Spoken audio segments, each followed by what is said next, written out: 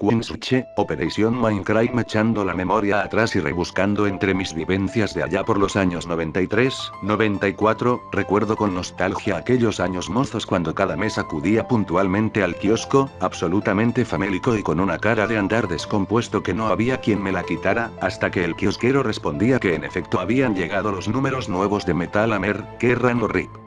Por aquel entonces, mis conocimientos no rebasaban nada más que no fueran los nombres más grandes y populares que podáis imaginar, a saber, Iron Maiden, Metallica, Megadeth, Slayer y no mucho más. A decir verdad, quizás sí conocía a bastantes más grupos, pero mi realidad entonces, se mezclaba entre la confusión y la frustración debido a que jamás había escuchado un solo tema de todas aquellas bandas, que para mí no eran más que nombres alucinantes, portadas flipantes y caras impresas sobre el papel de aquellas revistas que devoraba diariamente con la mayor devoción. Pensando, me vienen a la cabeza montones de grandes bandas que entonces veía en el papel y cuché de las revistas pero que desconocía por completo, y de entre todas ellas recuerdo particularmente el nombre de los americanos Quinsuche.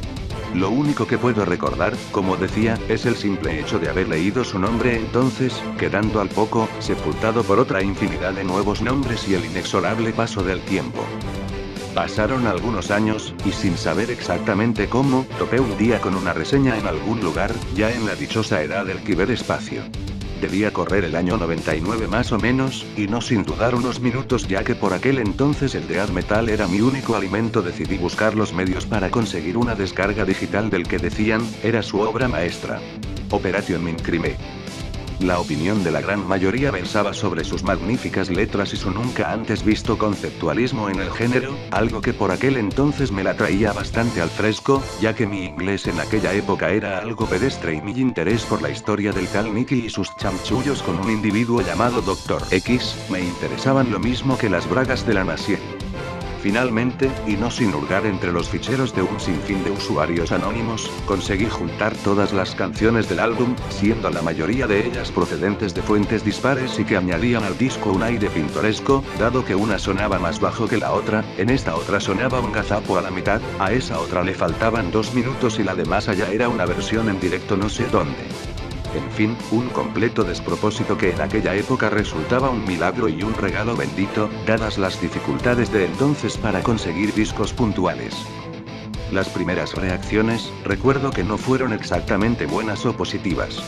Después de 2 intros algo que no había visto jamás empezaba Revolution Calling, y la verdad que el tema no sonaba mal del todo, pero había algo que definitivamente no podía tragar ni tan siquiera untando tulipán, y eso era la voz de Geoff Tate. Algo decepcionado, me olvidé del disco por otros tantos años y como si nada hubiera pasado, me volví a refugiar en mis héroes de entonces. Paradise Lost, Morbid Angel, Obituary y toda la tropa. Pues bien. Hoy me doy cuenta de cuán limitados estaban mis oídos entonces y me doy cuenta también, de que los prejuicios son probablemente uno de los peores enemigos del melómano. Todavía hoy sigo teniendo prejuicios con según qué estilos, pero creo que poco a poco es algo que voy corrigiendo.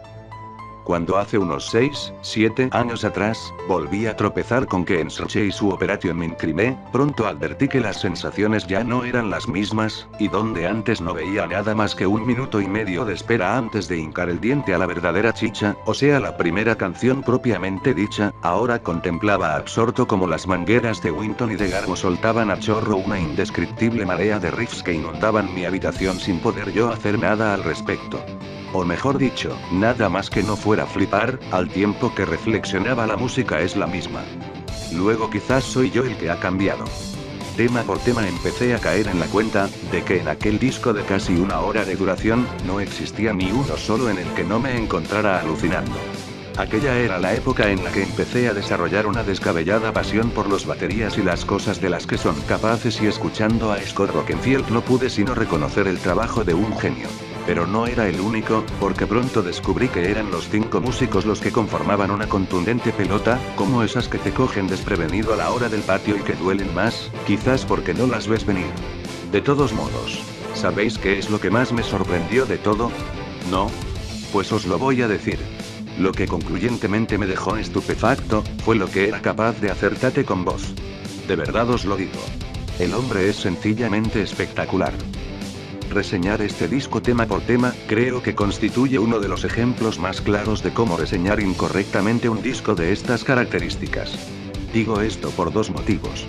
El primero de ellos, es que terminaría redactando una reseña interminable perdiéndome en la infinidad de momentos puntuales que me ponen los pelos de punta y dando lugar al aburrimiento del lector, aunque quizás eso es algo que ya estoy consiguiendo, que por otra parte, podría tener una opinión diametralmente opuesta a la mía, y el segundo es que concluir si Operation Mind Crime es un disco compuesto de 15 temas o por contra es una sola canción de 59 minutos, terminaría siendo un debate imposible de concluir.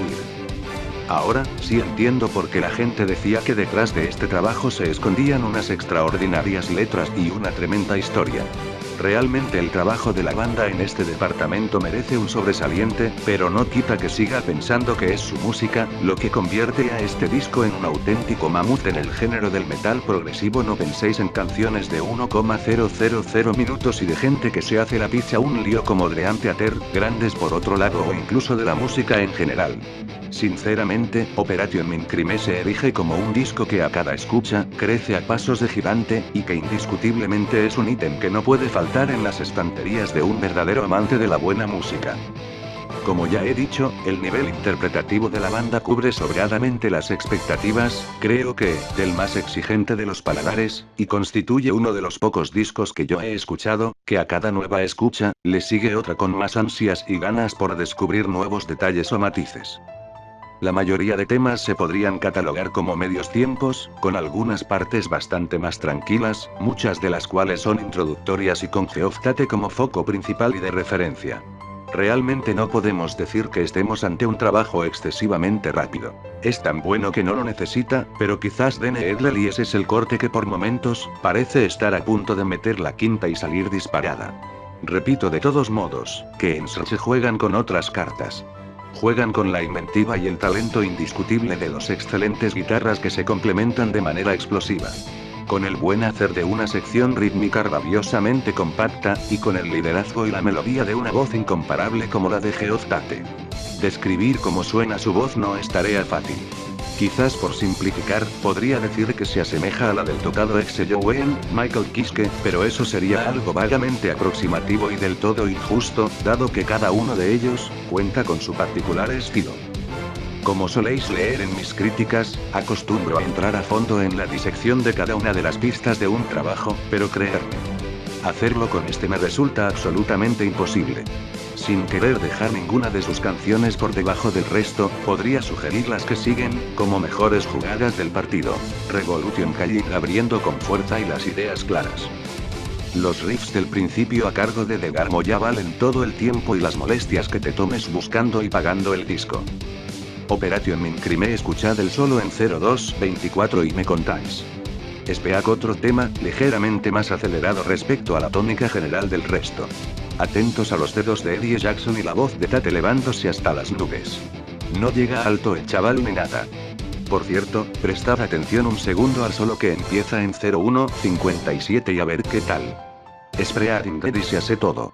Absolutamente todo, pero quizás es su estribillo lo que la convierte en una joya de 2 toneladas. The Mission, mi corte predilecto del álbum. Todo, y digo absolutamente todo, raya en el 10. Tiene fuerza, profundidad, una progresión vertiginosa y definitivamente emana la sensación de que esta gente toca sus instrumentos con la punta del pito. El riff en 0524 y la manera como el bajo y la batería lo envuelven es sencillamente acribillante. Breaking the Silence, otra andanada inhumana de riffs y Tate que no baja el pistón ni a hostias. Temazo redondo. Y Don't Believe in Love, Jackson de nuevo al mando. Pero ojo al duro Winton de Garmo en el minuto 0252. Sin comentarios. Ella es otra extranjera, el último hachazo en toda la cara, y ese riff del comienzo que se mete en tu cabeza como una broca. Bueno. Creo que las he nombrado casi todas, ¿no? Ya. ¿Qué más da? Ya os había dicho que un solo segundo del disco da mucho de sí, así que no os digo nada sobre la experiencia de escucharlo entero. Si me preguntáis cuál es mi valoración, os diría que un 10 bien alto y ruidoso. De verdad os lo digo, si probáis y os medio entra, no vais a dejar de pincharlo como locos. Eros, Doom. 1981. Otro disco de la putísima madre, un disco de un género del cual desconfío mucho como catalogación, me refiero a lo que se llama Zeul, porque a mis torpes oídos se me asemeja a una band prog o un río según el caso, pero con ciertas similitudes con el estilo de Magma, creadores del Zeul, que a mi modo de ver no es otra cosa que una band prog barra río compuesto e interpretado de manera muy original. Pero dejando los tecnicismos y las catalogaciones de lado, les diré que este es un verdadero discazo, les recomiendo que se lo lleven y después de escucharlos catalóguenlo como quieran. Eso sí, advierto que esto no es música fácil. Hay muchos que visitan este blog y no están habituados al género progresivo en particular. Cada vez tenemos más visitantes de esa clase y menos habituados a escuchar y digerir. Zeul. Si cualquiera que pasaba por acá se lleva esto y se agarra a una indigestión auditiva, que no diga que uno se lo advertí. Pero si te gusta el río, el avant prog y el Zeul, llévate este disco de cabeza. Vamos con el comentario de Alberto, que es lo que vale porque él trajo el disco.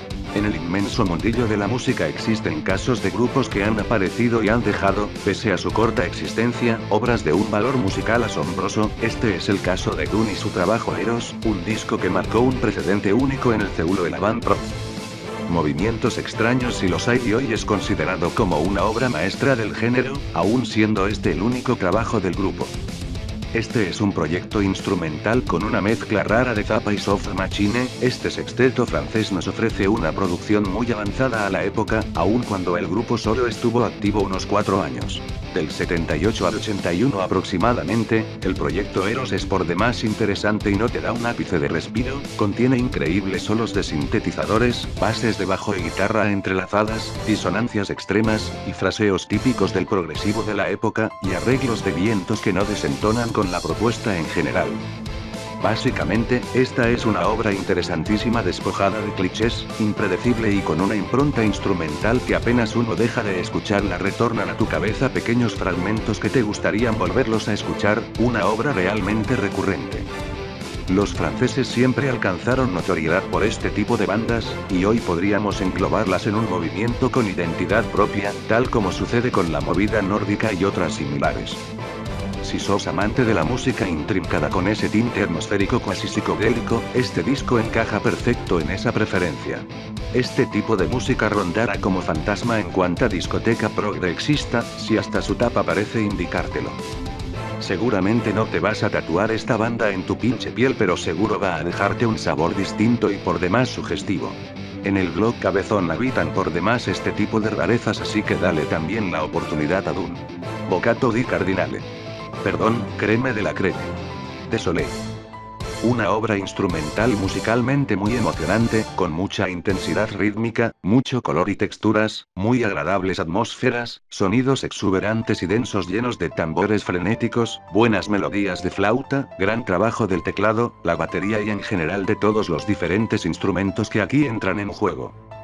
Increíble obra maestra la tenemos aquí. Ya, spoiler más grande no hay.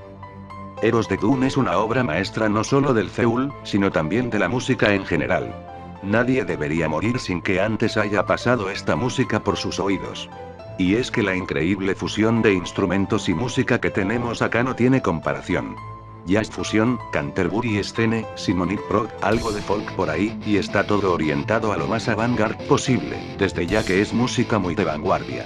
En sí, es toda una gran mezcla de distintos tipos de música. Y que es deliciosa. No van a encontrar dos compases iguales en este álbum. Constantes cambios de tiempos y de atmósferas.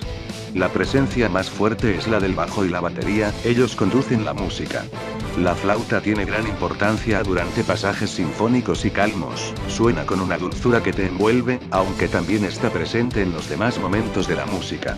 Hay ocasionales solos de guitarra, que aparecen más bien como muestras a modo de ejemplo de las genialidades que pueden salir de semejante mezcla. Un álbum único que están obligados a bajar. No es fácil de escuchar, pero cuando le agarras el gustito te vas a dar cuenta de la increíble música que tenés enfrente tuyo.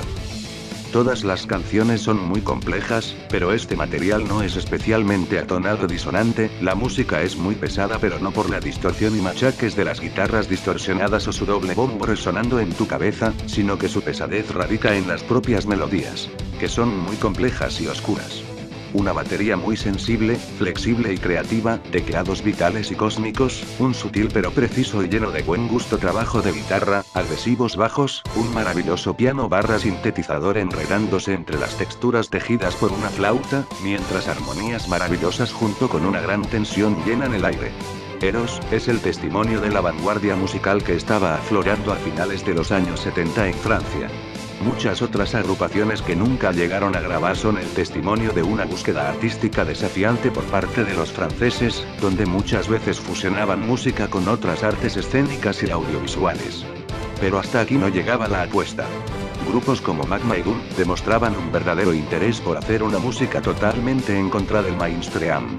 Para lograr esta música sin restricciones, primeramente las bandas de rock se alimentaron con instrumentistas más ligados a la música académica, y es así que instrumentos como el oboe, fagot, corno, chelos y un largo etcétera encontraron su lugar en una banda de rock.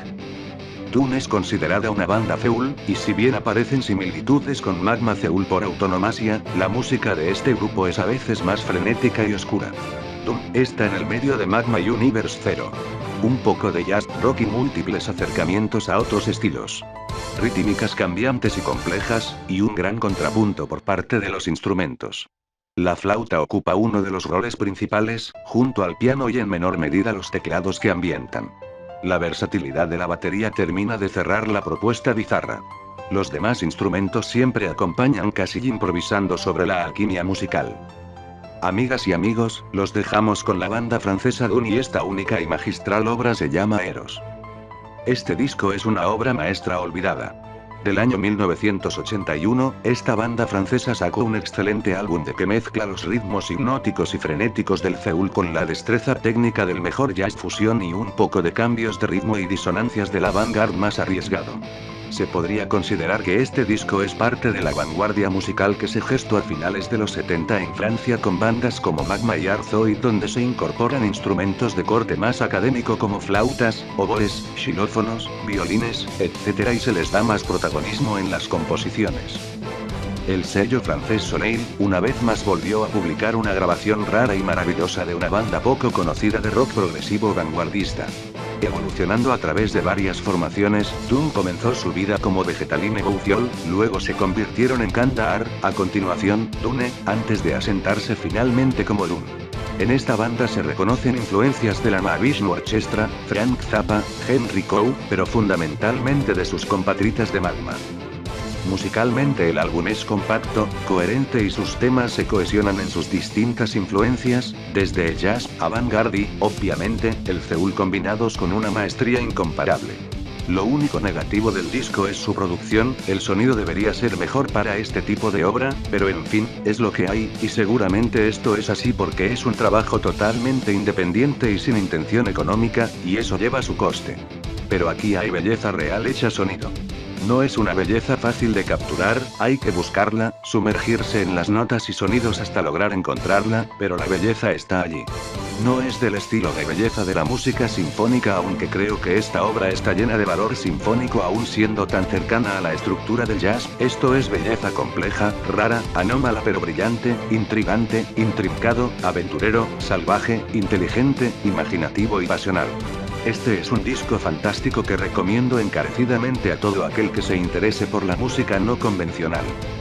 Desde Francia han llegado grandes bandas con propuestas siempre interesantes o innovadoras, basta citar a Magma, Weidorge, Zao, Arzoid, Tal, Eider Stellaire y un largo etcétera para darse cuenta de ello. Además, es el país donde nace el Seúl, uno de los géneros que ofrece más rarezas, complejidad y libre expresión del rock progresivo. Pues resulta que Doom no es la excepción en la esfera del talento francés, con una propuesta única, influenciada tanto por Frank Zappa como por Magma, y con cierto acercamiento al río y al rock sinfónico. Su único pero excelente álbum, Eros, es experimental en todo momento, y se apoya sobre todo en bajo, piano y xilófono, estos dos últimos aportan una buena sección rítmica en conjunto con las demás percusiones. La manera de hacer Seúl de Doom es bastante original, revolucionaria y de estructuras complejas, pero también suele manejar partes melódicas que le dan cierto carácter accesible, lo que marca una diferencia importante con otras bandas de este extraño género. Otro aspecto relevante es que encuentran el balance perfecto entre pasajes instrumentales tranquilos y otros más enérgicos, pero sin hacer cambios demasiado bruscos. Eros es considerado como una obra maestra al día de hoy, a pesar de ser relativamente breve, demostrando una vez más que la calidad está por encima de la cantidad. The Poise do Film. Bacamarte, 1983. Este es quizás uno de los discos más maravillosos del progresivo latinoamericano de todos los tiempos, un álbum memorable, y como dijera Iván Melgar, el señor responsable de Prog Archives, un peruano derechoso y de pocas pulgas. Si este álbum hubiese sido lanzado en el Reino Unido, sería un top 10 de cualquier lista prog. Y además, como le he repetido en otras oportunidades, fueron de las obras que han llegado a mantener viva la esencia del rock progresivo en la oscura década del 80, cuando los prog dinosaurios se habían extinguido, o involucionado, o simplemente escondido. Citando nuevamente a nuestro amigo prog archivense, The Poise do Film tiene doble mérito, no solo porque nos ofrecen un trabajo impecable y fantástico, sino porque lo hicieron en 1983, cuando todas las bandas pioneras se comenzaban a vender al mainstream ya que tenían miedo de llamarse progresivas. Así, este álbum y esta banda viene a ocupar ese lugar de cuasi héroes mundiales que mantuvieron la llama encendida en las peores tormentas, junto a bandas como UC, Solaris, IC, Marillion o Iconoclasta aquí en Latinoamérica, y que luego sería reflotado en la década del 90 con la aparición de esa oleada de excelentes bandas como solo fueron Anecdoten, Claro, Porcupine Tree, Whiteway Joe, Dream Theater, Siege 7 o Spokesbeard, haciéndolo renacer cual ave fénix. He aquí nuestro reconocimiento a esta maravilla del progresivo sinfónico brasilero y ochentero. No se lo pierdan si no lo conocen. Bacamarte es, con este disco y un segundo disco posterior con menor repercusión, un referente indispensable de la música progresiva sinfónica latinoamericana. Junto con Crucis, Bubu y la máquina de hacer pájaros de Argentina, junto a los Jaivas y sus alturas de Machu Picchu, este disco de los brasileros es esencial, una obra maestra como quien dice. El trabajo llevado a cabo por la banda, con el virtuoso guitarrista Mario Nieto al frente, es de una sutileza impresionante. Influidos por el sinfonismo setentoso, por esa hermosa corriente dentro del mismo que es el progresivo sinfónico italiano, abundancia de teclados y flautas, y tentados por pasajes de guitarra clásica tomados de compositores como Francisco Tárrega, el sonido de la banda es increíblemente variable y ameno. El disco, The Poise do Film, sin duda una de las mejores joyas del progresivo sinfónico brasilero y sudamericano, es el único disco de la banda hasta su reformación en 1999 con otro estilo, con otro espíritu y con menos atractivo. Bacamarte es de esas bandas que sacan un disco brillante, una verdadera joya, y por esas cosas de la vida se ven forzados a no seguir más, dejándonos a todos con unas ganas excepcionales de ver qué pasaba si sacaban otro disco con el estilo del The Poise do Film. La banda, cuando no está la voz de soprano de Jane Dubok, que es la mayoría del tiempo, desarrolla pasajes instrumentales que van desde influencias de Camel, Gesso PFM, Premiata Forneria Marconi hasta pasajes imbuidos de un clasicismo propio de músicos del nivel de Mario Nieto. Uno de los mejores discos que he escuchado. Todo empieza con el instrumental UFO. Guitarra clásica española, con aires andaluces, teléfono para John Williams y Tárrega. Un poco de trémolo, mucho arpegio, y ya nos muestra Nieto su capacidad como guitarrista clásico.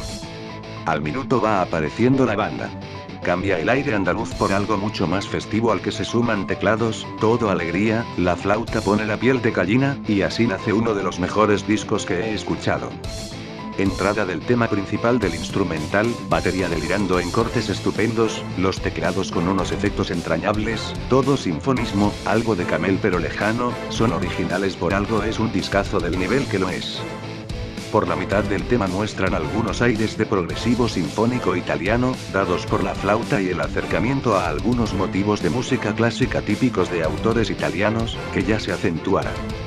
El bajo toma protagonismo acompañando a la flauta, retoman la idea principal, los teclados son monumentales, es todo sinfonismo, sutileza y placer. Qué difícil describir un disco como este, es una maravilla. Esmogalado con bajo potente, flauta a la italiana y piano de jazz se arma una combinación estupenda. Tiene mucho más olor a progresivo sinfónico italiano, la flauta aporta mucho, y los riff e ideas de la guitarra rememoran a la Premiata, es más, por el minuto 1 directamente suenan a Festa de Storia di un minuto. Un poco de choreo se lo podemos perdonar, después de todos los teclados que entran después ya cambiaron de estilo y son bellísimos. Arranca el vozarrón en portugués de Jane Dubok, increíble, una gran voz femenina por si hacía falta algo, pasaje rockero pero muy progresivo, las lluvias de los teclados te van directo al oído y es todo atrapante. Paran por el minuto 3, algo que se va a observar en el disco, para el tema los teclados hacen colchón. Nieto aporta alguna sutileza arriba, para después volver a retomar la idea o para darle cierre al tema con tranquilidad, como es el caso de este tema. Mirajem es otro instrumental. Se luce Nieto en la guitarra eléctrica. Tiene mucho de fusión, algo de latimer y batería barra teclados bien progresivos. Excepcional el riff de guitarra con el que lleva el tema Nieto, bien abierto, por estilo, al menos a mí me hace acordar un poco a Pino Marrone en Crucis, solo que menos sinfónico en este momento del tema de Bacamarte. Después de estar en algún compás que no tenía ganas de contar que podía ser un 4/4 con síncopa que me confundía o algo más rarito, cayeron a un 4/4 más tranquilito, el bajo sube y baja, Nieto sigue soleando con estilo fusionesco y la batería sigue en tono de locura golpeando sin parar. Aflojan al minuto 2:30, aparece la flauta, los teclados hacen colchón y el bajo aporta graves. Por el final del tema retoma Nieto ese riff imposible que no sabemos bien cómo cuadra en el tema, por lo raro del fraseo y de los tiempos que usa en el riff dicho y cierran. Más paz con Pájaro de Luz. Son 2 minutos y medio de guitarras clásicas con estilo entre folk y clásico, adornados por la voz que volvió a aparecer de Jane. Tiene otra vez influencia de Tárrega y su aires de música romántica a una guitarra, pero solo en los interludios en los que no conta Jane. El tema, si bien lo lleva la guitarra, aporta un poco un tímido bajo y algún detalle de algún acorde de teclados. Cambio. Otro tema corto. 2 minutos de un instrumental potente. Pero potente en serio. Los teclados llevan el tema. Es más experimental, más fusionero. De todos modos es muy corto, apenas formaron algo más sinfónico y abierto por el minuto 1 ya vuelven a retomar la idea del principio y cierran el tema. Solo lágrimas y emoción para último entardecer, ¡qué tema! ¡Qué gloria! Arranca con piano que ya suena melancólico y dramático, ya estoy teniendo la piel de gallina en estos momentos y van 10 segundos de tema. La guitarra de Nieto es increíblemente desgarradora, el riff, que va en bajada desde las notas altas hacia las graves, que forma en este tema es uno de mis riffs favoritos, por lo menos del progresivo sudamericano. Es excelente, triste, sutil, melancólico. Por el minuto 1:30 empieza a cantar Jane, sola con fondo de teclados amenizando. Vuelve a aparecer la banda, la batería más sutil, no tan desquiciada, el bajo y Nieto con la guitarra eléctrica sonando otra vez fusionero, sube y baja en un solo bárbaro. Esa guitarra realmente llora, y retoma ese riff que realmente me pone los pelos de punta, excepcional, exquisito. Después del riff toma la posta los teclados, que aportan aires misteriosos y atmósfera abierta. Por el 3:30 es todo jazz fusión, la batería ahora sí se desquició y la está rompiendo, y está dándole con todo a los platillos, a los cuerpos, a lo que se cruce. El bajo adorna, el virtuosismo de Nieto en la guitarra es envidiable. Frenan, retoma el piano, arman algo más tranquilo y sigue cantando Jane. ¡Qué temón, por favor! Llegando al minuto 6 vuelven los aires románticos a la guitarra de Nieto, haciendo un trémolo propio de recuerdos de la Alhambra de Tárrega. Sobre él va entrando la banda, el bajo impone presencia y la batería quiere volver a desquiciar, pero lo dejan seguir con su pasaje clásico un poco más. Después del cambio, la entrada de la flauta, las últimas palabras de Jane, y las últimas explosiones en la batería retoman el fraseo de piano del principio del tema, es todo emoción, Nieto vuelve a arrancar con ese bellísimo riff que realmente te deja de cama. Es sutil, emocionante. Intenté escribir poco sobre este tema, pero no pude, es una auténtica obra maestra. Controversia. Otro instrumentalcito de 2 minutos. Mucho más progre, ecléctico, abierto, con mucho piano, compás rápido, adornos raros de mod, el bajo y la batería a contratiempo, impresionante. Suenan a él. Estos instrumentales, como caño, deberían durar más, porque las ideas son excelentes, pero duran tan poco que no tienen tiempo de desarrollarlas. La que le da nombre al disco Depois do Fim. De entrada no más da grandilocuencia, gracias a los teclados, después de todo es el final Depois do Fim igual después del fin. Vuelve a lucirse Jane Dubok, ahora sobre un leve bajo y unos, también leves, rasgueos de guitarra criolla. Pasajes sinfónicos con algo de jazz, y algo de fusión hasta el minuto 3 como ya nos trae a esta altura acostumbrada la banda. Después del minuto 3:30 el tema mejora muchísimo, Nieto le aporta su talento, vuelve el increíble trabajo de esa batería que va a los chapazos golpeando todo lo que se le cruza y levanta intensidad. Después de otro parate para que diga las últimas frases Jane, arman una subida entre la flauta y el bajo muy buena, suben los instrumentos y sube el nivel del tema.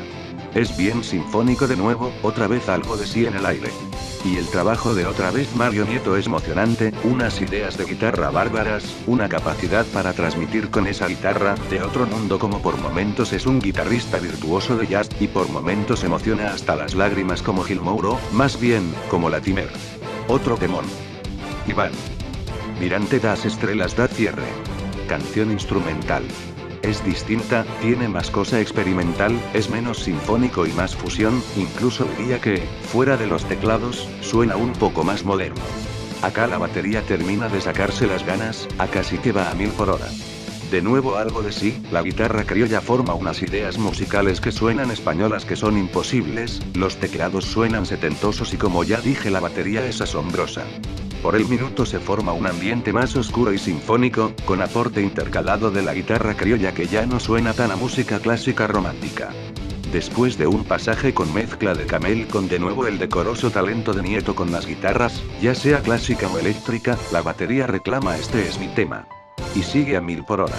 Nieto improvisa sobre cualquier base con la misma facilidad, la vuelta de los teclados le devuelve la idea sinfónica y aparta el fusión de lugar. Variedad, sinfonismo, improvisación, sentimiento, virtuosismo, eso es Bacamarte. En fin, uno de mis discos favoritos, una de las obras póstumas del rock progresivo sinfónico no solo latinoamericano sino a nivel mundial, basta entrar a Progarchives y fijarse. El que no lo escuchó debe bajarlo para apreciar el talento de estos brasileros, y la emoción que transmiten en los momentos calmos, y la energía que transmiten en los N. Marsbelli Crónica de Martian Chronicles. Solaris, 1984. El primer disco de la banda húngara Solaris es una verdadera obra maestra. Prácticamente instrumental excepto por algunos coros, impresiona por su delicadeza y complejidad y la ya conocida destreza de los músicos, particularmente Collar Atila y su flauta. El álbum recorre algunos territorios electrónicos pocos en realidad, recordando algo de Vangelis por instantes y algunos un poco más duros, variando los ritmos pero manteniendo una línea de exquisitez, buen gusto y sinfonismo que nunca decae. Desde el comienzo, la suite homónima dividida en 6 partes envuelve al oyente y, hasta el final de la obra, se mantiene la intensidad melódica y emocional. Pasajes de gran belleza y una interacción entre guitarra, flauta, teclados y percusión muy bien lograda hacen de Marsbelli Crónica uno de los mejores trabajos de la opaca década del 80. Bajo el régimen comunista húngaro, en los primeros años 80 surgió una agrupación musical llamada Solaris. A su favor tenían la gran tradición de música clásica de la que goza ese país y decidieron aprovecharla bajo un contexto moderno de rock progresivo. En contra tenían todo lo demás. Tras un par de grabaciones amateur, aparece su primer álbum oficial Marsbelli Chronicac, título inspirado en la novela futurista Crónicas Marcianas de Ray Bradbury, disco que con el paso de los años, se convertiría en un clásico indispensable en la colección de los verdaderos conocedores del progresivo. El primer track supone que se trata de un álbum de música electrónica pleno de sintetizadores en la línea del mejor Tangerine Dream. Pero al ir escuchando la obra, nos damos cuenta de que en realidad, el disco desarrolla un sinfonismo instrumental, espectacularmente ejecutado, entre el camel instrumental de The Snow Goose, algo de Jethro Tull y de los yugoslavos Taco. El director de esta pequeña orquesta es el flautista Attila Collar, mientras que el fallecido guitarrista István Ciglan tomaba un rol protagónico con su estilo melódico y limpio, pieza clave dentro de este esplendoroso rock instrumental.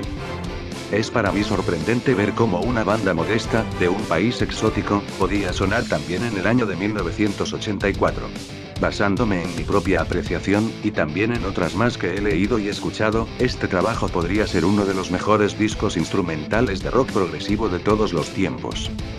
La taberna de Rael. Sobre el planeta rojo que su profecía nos revela como un desierto de vaga arena azul, con ruinas de ciudades ajedrezadas y ocasos amarillos y antiguos barcos para andar por la arena. Prólogo de Crónicas Marcianas, de Ray Bradbury. Por Jorge Luis Borges. Ataque ochentoso. Hola simples mortales. Arranco un post con una cita de Borges, ojo que no es cualquier cosa esto. Aprovecho esta entrada para hacer un 2x1, homenajeando a esta espectacular banda húngara y a uno de los últimos maestros de la ciencia ficción, Ray Bradbury, que hace no mucho abandonó este planeta, no sin antes dejar un inmenso legado en sus escritos. Lo que traigo por acá es en mi opinión uno de los mejores álbumes que se hayan grabado, y es también definitivamente uno de los 5 mejores que haya escuchado hecho en la década de los 80. Según parece, en la época que Mars Belcronic fue grabado, Hungría estaba todavía bajo el gobierno comunista de János Kadar, como la tienen con las tildes estos muchachos. Que contrariamente a otros regímenes similares de la zona, era bastante liberal en cuanto a cuestiones económicas y de censura. Ya tuve la oportunidad de explayarme acerca de la situación de los músicos en países gobernados por regímenes autoritarios en las décadas de los 70 y 80, sea en Europa Oriental o en el Portugal de Salazar, donde sobre todo, en Europa Oriental, las pocas bandas que lograban saltear el cerco de censura gubernamental, era porque sus composiciones eran netamente instrumentales y no eran mal vistas. Al ser la música de Solaris completamente instrumental y conceptual, en este caso tomando su nombre de las Crónicas Marcianas, una de las obras maestras del ya fallecido Ray Bradbury, estaba casi seguro de que este era el caso, pero según parece, aquí es cuando sale a la vista la mayor libertad con la que contaban los artistas en Hungría. En fin, dejando de lado las cuestiones históricas y demás chácharas, Mars Belcronic es una obra maestra que resiste el paso de los tiempos y se mantiene como tal. A lo largo del disco, desde la espectacular suite homónima de 7 movimientos hasta los temas sueltos, Solaris crea un sonido poderosísimo, inspirado en música clásica y folclórica húngara, que no suele irse del ritmo en 4/4, pero que esto no quita que los arreglos hechos por los músicos estén increíblemente bien hechos. El disco es casi totalmente instrumental, y de altísimo vuelo. Con guitarras que evocan a David Gilmour y Steve Hackett, la flauta mágica de Attila Collar que denota influencias de Jethro Tull, más no en la forma de tocar. Attila saca un sonido súper gentil con su instrumento soplando tranquilo, no casi escupiendo, al mejor estilo Ian Anderson, juegos voladores de piano y sintetizadores, texturas y atmósferas por un lado, excelentes vuelos de mínimo y efectos que dan un aire de space rock por el otro, una base rítmica fenomenal, por momentos bastante agresiva y rockera, y el agregado de pequeños detalles, como son el coro que se hace presente en varios momentos de la magnífica. Las únicas palabras habladas son las del primer movimiento de la suite Mars Belcronic, que con la secuencia de sintetizadores al mejor estilo Jim Mitchell jarreo Tangerine Dream 500 veces acelerado entre voces y distorsionadas cuales marcianos, se escucha que para dar pie a lo que se viene dicen espejos rotos, paredes de acero cubiertas de hollín, pilas muertas de basura y lagos contaminados. Dices que humanos solían vivir aquí, como para ir ambientando todo en la atmósfera de posguerra y tensión entre colonizadores terrestres y marcianos aborígenes. Quiero creer que no me olvido de nada. Los que no hayan escuchado nunca nada de estos húngaros, recomiendo muy fervientemente que lo hagan. Amantes del progresivo sinfónico, acá tienen un caramelo para chupar durante 54 minutos. De paso cañazo, dejo un par de reseñas más detalladas del disco para el que las quiera, una en español de Eduard, un amigo de la casa, y otras en inglés, de la Biblia del ñoño melómano a Caprogar Chives. Hagamos un poquito de historia. En 1950, Ray Bradbury publicó un libro llamado Crónicas Marcianas Martian Chronicles. A pesar de ser lector empedernido de ciencia ficción, Bradbury me cae gordo y no le voy a hacer más publicidad. Stanislaw Lem nació en Lvov, ciudad de Ucrania que hasta 1939 perteneció a Polonia. Por eso está en algunas compilaciones de ciencia ficción rusa, y mucha gente lo da por ruso. En 1961 publicó Solaris Solaris, llevada al cine en 1972 por Andrei Tarkovsky, ganando un premio especial del jurado en el Festival de Cannes, y posteriormente fue sodomizada por Steven Soderbergh en 2002. De allí sale el nombre del grupo, y el nombre del disco. El disco, editado en vinilo, tenía la cara A con la suite Mars Belcronic, dividida en 3 partes. Eso suma más de 23 minutos de sinfonismo instrumental, a menos de las voces de los marcianos, llenos de sintetizadores, pasajes de guitarra, de flauta, y una batería muy buena. La dirección musical está a cargo del flautista, además de llevar la flauta, lleva la batuta. Al dar vuelta el disco, nos encontramos con temas que sin ser sueltos no siguen estrictamente la línea anterior. Mars Poética por ejemplo es mucho más agresivo, con los sintes a toda velocidad, la bataca y la guitarra a juego, disparando ráfagas de notas. Un temazo, pero de aquellos. Apocalipsis es la persecución entre teclados, guitarra y flauta. Sin embargo, me parece que la carrera la gana el bajo, que mientras el resto alterna, labura durante todo el tema. Un tema con bastante rock, por cierto. Led Zeppelin es cortito y potente. Con el típico trabajo de sintetizador de la época, delirios de efectos y algún momento pomposo. Solaris suena a Camel en su comienzo, es cierto. Y está bárbaro. Después, nueva lucha entre guitarra, teclado y batería. Asarga es una mezcla de folk barra gitano barra celta, que es capaz de hacerte bailar, y puede que suene a Oldfield en más de un aspecto. Obvio, me encantó, @eduo. Esto es como para reivindicarme por la entrada de ayer, vio. 1984. El progresivo que todos queremos había más o menos muerto unos años antes. Genesis, Yes, etc., muchos de los grandes de la década de 1970 estaban lanzando discos muy alejados de lo que sus fans querían. El neoprog se estaba afianzando en el oído de aquellos que querían un poco de complejidad en su música y de repente Hungría rompe todo. Cof cof. Así es, Solaris salió de Hungría. Para despejar todo tipo de duda le pusieron 25 tildes al nombre a esta placa inspirada en The Martian Chronicles de Ray Bradbury. Marsville Crónica, que es de esos discos que siempre se nombran cuando se habla de gemas perdidas y también cuando se habla de los mejores trabajos de progresivo sinfónico. A los que les interese, a mí no demasiado, la verdad los invito a ver qué puntaje tiene en Prog Archives, la comunidad de nerds más musical del mundo. En fin. Marsville Crónica, que es una trompada de sintetizadores, guitarras, flauta, bajo y batería jugando entre sí de una manera magistral pocas veces vista. A cualquiera que extrañe 1970, 1980 le va a tener que gustar a pesar de que Solaris no está copiando barra imitando a esos grandes, sino que crea un universo pun intended musical propio. Cabe destacar que las únicas voces presentes pertenecen a ficticios marcianitos. Muy tiernos los chicos. Rafa, Emis Row. Solaris es una banda húngara de rock progresivo sinfónico instrumental, donde la flauta transversa tiene un protagonismo esencial y los demás instrumentos crean diversas melodías épicas. Este disco es muy importante porque en la década del 80 el prog había decaído mucho, bandas como Genesis o Yes abandonaban sus estilos prog por estilos más pop y hasta afeminados. Sin embargo, este álbum, junto con algunos otros, hizo renacer el prog desde lo más hondo, para mantener el poco honor que le quedaba al género, y ahora es considerado como un disco esencial dentro del prog. Lástima que la banda se separara debido a la muerte del guitarrista. Aquí la descripción de algunos temas. The Martian Chronicles y es el tema épico del disco, y me parece el más logrado de la saga. Comienza con sonidos de teclado y luego un piano va creando la melodía, la cual se detiene, para dar paso a una parte más atmosférica que se va transformando en melodía con guitarra acústica y flauta. Al ingresar la batería todo se vuelve más melancólico con un solo de guitarra muy emotivo, luego el piano lentamente va creando el estribillo, el cual es amplificado por la batería y esta vez la flauta se encarga del estribillo, luego una parte más dura con riffs de guitarra es suplantada por un mínimo que se encarga de hacer el estribillo esta vez, luego unos coros gloriosos hacen todo más trágico, finalmente el tema termina con la guitarra haciendo power chords en la base y todos los instrumentos creando melodías más poética. El tema más memorable del disco, comienza con sonidos de viento y de repente un ritmo entrecortado con todos los instrumentos perfectamente sincronizados interrumpe la atmósfera y luego aparecen las melodías épicas de guitarra y teclado, con una base de batería cabalgante. El mínimo se roba el tema, con las infinitas melodías que ejecuta, mientras la base hacen pequeños cambios siempre manteniendo el ritmo. Apocalipse, el tema es bien rockero, y el mínimo se encarga de poner el estribillo al tema. El tema suena trágico, justamente como un apocalipsis. La flauta se escabulle entre los demás instrumentos y resalta con diversas piruetas. Between Flesh and Divine, Asia Minor, 1980.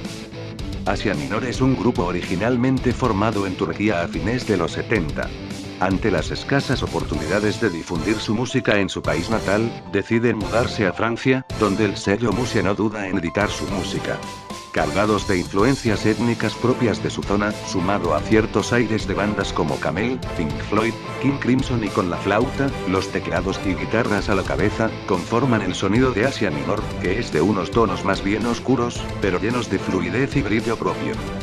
La banda estaba pensada originalmente como un super trío, pero no lograban cargar con las atmósferas deseadas su música, por lo que decidieron incorporar un tecladista más. El resultado es bien parejo, con un disco muy bueno lleno de pasajes instrumentales con cierto misticismo, incluso romanticismo, con preciosos arreglos de flauta sumado a la peculiar voz de Bakirel, una voz acostumbrada al turco, que carga a las letras en inglés con una magia especial con su acento tosco. Los 80 y las nuevas tecnologías. Un álbum muy sólido para aquellos amantes del progresivo sinfónico, con algunas guitarras agresivas, apoyadas en colchones del Mellotron y unas más que convincentes flautas, es la idea general de Beethoven Flesh and Divine.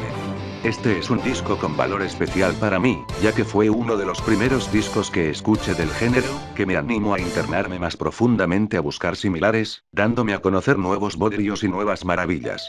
Pasó un tiempo largo hasta que lo volví a escuchar y me llenó nuevamente con su magia. Claramente uno de los mejores álbumes de la más que floja década de los 80. Según mi opinión, creo que todos los músicos de la época se dejaron seducir por las nuevas tecnologías y dejaron de lado el muy importante aspecto compositivo, para preocuparse mucho más por la forma, más que por el contenido. Es así que muchas bandas geniales, vieron su calidad caer muchísimo, cargando sus temas con capas y capas de efectos y sintetizadores, a veces llegando al mal gusto. Este y otros álbumes como los de Happy Man, logran un equilibrio que no satura al oyente con los nuevos sonidos sintéticos, es más muchas veces los emplean con mucha sensatez para lograr climas que sin ellos serían imposible. En síntesis, para mí un álbum infaltable en toda colección progresiva. Una joya en una época oscura.